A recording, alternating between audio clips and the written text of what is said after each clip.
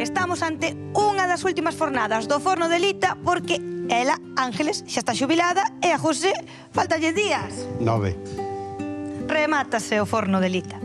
Cantos anos estiveches aquí neste forno sen parar? Pois sin parar, desde que tiña, creo que el, 5 anos. Vacacións e iso? No, vacacións non existe esa palabra. Estamos as 24 horas xuntos, pero bueno, pasámoslo ben. Hubo cousas moi... que non se poden dicir.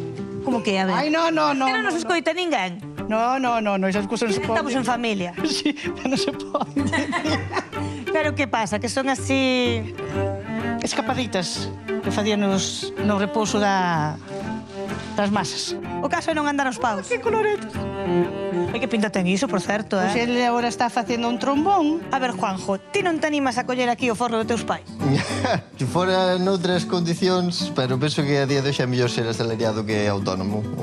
O país non está nunha boa situación para ser autónomo. Saudamos a todos os autónomos e autónomas de España. Eso me saúdo. José, estamos aquí diante deste forno, gule carrecende. Non vas botar de menos este cheiro a pan? Do de verdad. Bueno, porque eu son moi comedor do pan, posiblemente o voto a ver. Pero ainda vou fazer os meus piñitos ali na casa. Tiña pensado poñer un forno e ainda facer pan, para consumo propio, claro. Na xubilación tiñas ganas, non? Moitas, moitísimas ganas.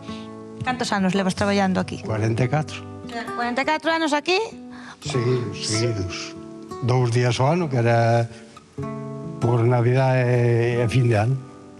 E nada máis. O dirte de viaxe de noivos e iso? Que che diga nada.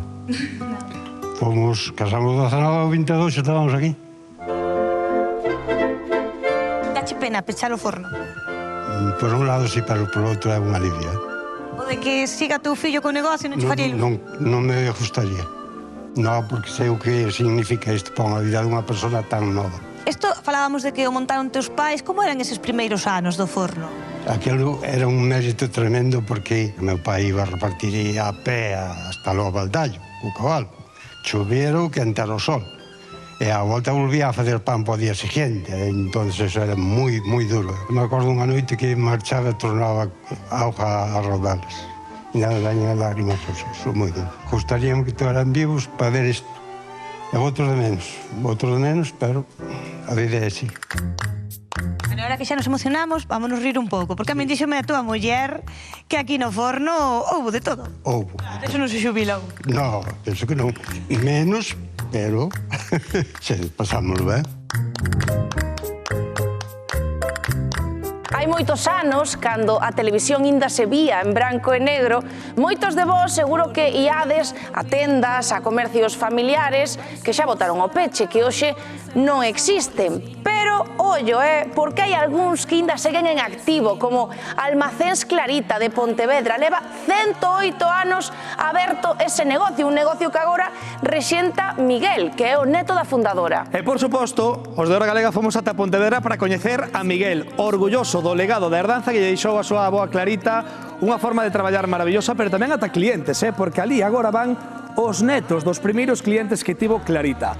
Unha muller traballadora, loitadora, que rachou todo tipo de teitos de cristal cando as mulleres case non podían facer nada sen o permiso do seu marido e, sobre todo, que alimentou moitas bocas en plena desfeita tras a Guerra Civil. Pontevedra.